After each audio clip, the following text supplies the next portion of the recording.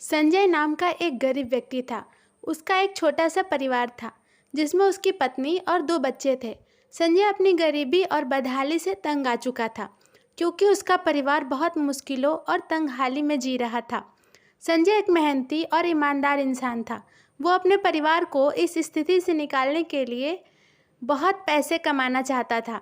संजय हमेशा से एक कार लेना चाहता था। उसे कार का बहुत ज़्यादा शौक था। उसका सपना था कि वह मेहनत करके खूब पैसे कमाए और एक दिन अपने पैसे से एक कार खरीदे। जब भी वह कोई कार देखता तो उसे अपनी कार खरीदने का मन करता। उसने अपने इस सपने को पूरा करने के लिए दिन रात खूब मेहनत की और कुछ साल बाद उसकी अच्छी नौकरी भी लग गई।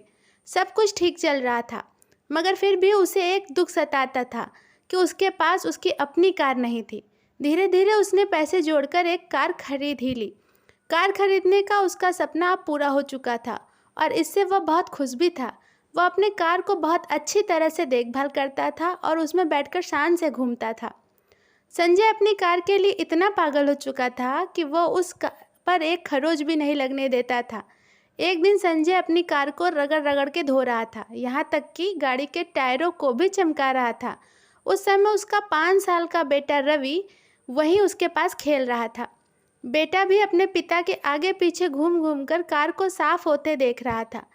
कार धोते धोते अचानक संजय ने देखा कि उसका बेटा कार के बोनट पर किसी चीज़ से खुरच खुरच कर कुछ लिख रहा था।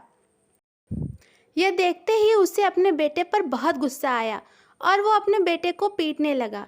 उसने अपने बेटे को इस छोटी सी गलती के लिए इतना ज़ोर से पीटा कि उसके हाथ की एक उंगली ही टूट गई। संजय अपनी कार को इतना ज़्यादा चाहता था कि वो अपने बेटे की इस शरारत को बर्दाश्त नहीं कर सका।